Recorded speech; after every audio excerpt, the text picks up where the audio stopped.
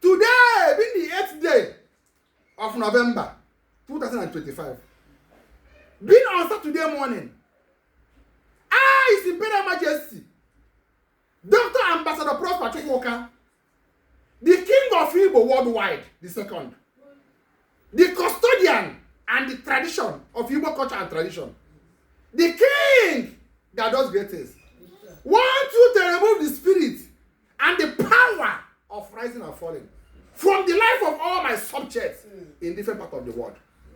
Anywhere you are, whether you are in Nigeria or diaspora, I'm removing the spirit and the power of rising and falling for your life.